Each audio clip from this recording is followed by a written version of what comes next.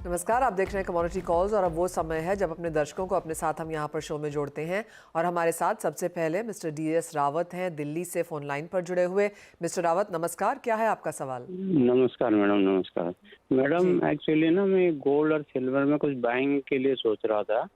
तो इसमें मुझे एक्चुअली एक प्रॉपर साइट प्लेटफॉर्म जो होता है जहाँ से ट्रेड हो सके, उसकी नॉलेज लेनी है। मुझे उसकी नॉलेज है नहीं एक्चुअली ना, तो वो चाहिए मुझे। मिस्टर रावत, आप यहाँ पर फ्यूचर्स में काम करना चाहते हैं, ऑप्शंस में, या फिर गोल्ड ETF लेना चाहते हैं? ये जो गोल्ड, बेसिकली गोल्ड ETF वगैरह इन्हीं में डील करना चाहता हूँ मैं। जैसे कि गोल्ड ले लिया, चांदी ले ली, प्रॉफिट आया तो अपना सेल कर दिया, वही करना चाहता ओके। हूँ। वंदना, गोल्ड ETF लेना चाहते हैं, क्लियरली फ्यूचर्स एंड ऑप्शंस में ट्रेड नहीं करना चाहते, तो एक डिजिटल गोल्ड भी ले सकते हैं या फिर गोल्ड ETF इवन बेहतर है। क्या राय देंगी, कैसे, कितना लें और किन लेवल्स पे लें? जी मनीषा, ये बहुत बढ़िया क्वेश्चन है और मुझे लग रहा है कि इसके लिए सबसे पहले आपको किसी ब्रोकिंग हाउस के थ्रू एक डीमैट अकाउंट ओपन करवाना होगा। विद इन 24 आवर्स आपको हो जाते हैं। केवाईसी करवाने के बाद जिस तरीके से आप इक्विटी में ट्रेड करते हैं कैश में, उस तरीके से ही आप यहाँ पे ETF में भी ट्रेड कर सकते हैं। यहाँ पे गोल्ड बीज या सिल्वर बीज भी आपको मिल रहे हैं जो कि करीब करीब अगर 83-82 रुपीज में आपको यहाँ पे गोल्ड सिल्वर बीज मिल रहे हैं। तो मेरे ख्याल से वो गोल्ड और सिल्वर के प्राइसेस को यहाँ पे फॉलो करते हुए ये बीज होते हैं और बड़े कम अमाउंट से आप यहाँ पे निवेश कर सकते हैं। दूसरा तरीका यहाँ पे SGB का भी होता है, हालांकि फ्रेश ट्रांच यहाँ पे नहीं आया है। SGB आप पोस्ट ऑफिस या आपका बैंक अकाउंट है वहां से भी आप ले सकते हैं। तो ये दो तरीके मुझे बढ़िया लग रहा है।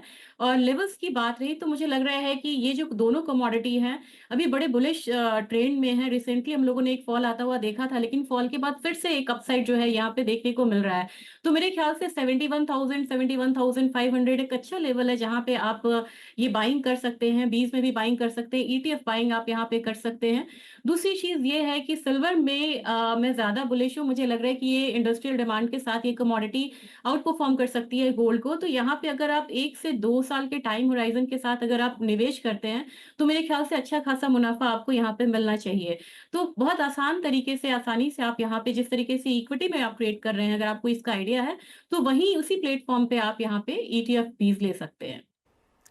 वेल मिस्टर रावत, वो एक क्लीन क्लियर तरीका है यहाँ पर सोने और चांदी दोनों में ही ट्रेड करने का। काफ़ी सारे जो बैंक्स हैं, म्यूचुअल फंड्स हैं, वो यहाँ पर ETFs में निवेश आप वहाँ पर कर सकते हैं।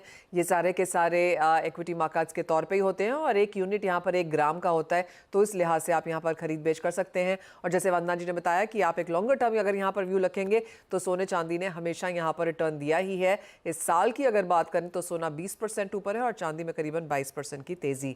लेकिन आगे बढ़ते हैं और एक मैसेज आया है रोहित पालीवाल जी का, हिसार हरियाणा से। नेचुरल गैस में निवेश करना चाहते हैं, जानना चाहते हैं वंदना कि आगे जाकर, क्योंकि विंटर सीजन आने वाला है, ठंड में दाम बढ़ेंगे, तो ये जो लोअर लेवल्स हैं क्या इसी पे अभी से खरीद लें?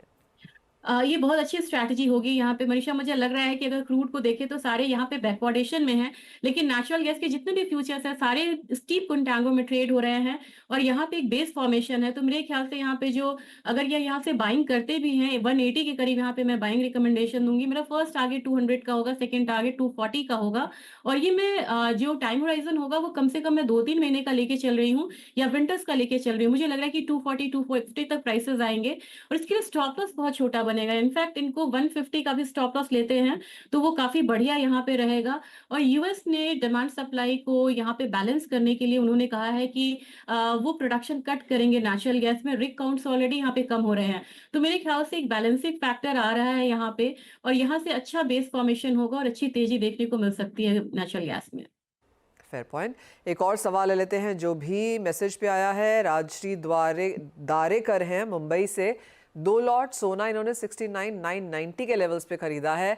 ऑफ कोर्स काफ़ी उठापटक यहाँ से हम देख चुके हैं, लेकिन अभी भी ये इन द मनी है। यहाँ से जानना चाहते हैं कि होल्ड करें या फिर क्या करें? मुझे लग रहा है कि सितंबर में एक रेट कट की यहाँ पे एक्सपेक्टेशन है और एक यहाँ पे अपसाइड देखने को मिलेगा। इंटरनेशनल मार्केट में ऑलरेडी यहाँ पे 2570 का न्यू रिकॉर्ड हाई बना है, लेकिन यहाँ पे कस्टम ड्यूटी कम होने के बाद एक बेस जो है वो कम हो गया है यहाँ पे गोल्ड में। मुझे लग रहा है कि एक बार 73,000 तक आप यहाँ पे होल्ड करके चल सकते हैं और वहां पे आप प्रॉफिट बुक करिए।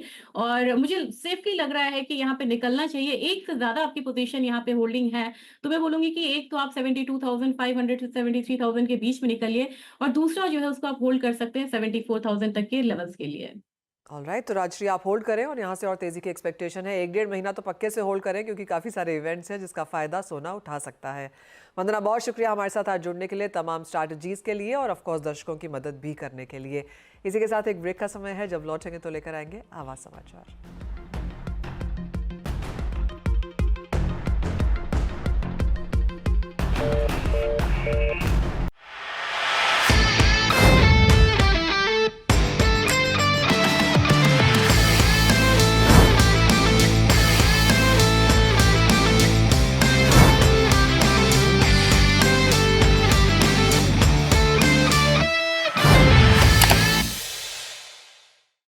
बता दें कि मनी कंट्रोल पर दिए गए विचार एक्सपर्ट्स के अपने निजी विचार होते हैं। वेबसाइट या मैनेजमेंट इसके लिए उत्तरदायी नहीं है। यूजर्स को मनी कंट्रोल की सलाह है कि कोई भी निवेश निर्णय लेने से पहले सर्टिफाइड एक्सपर्ट की सलाह लें।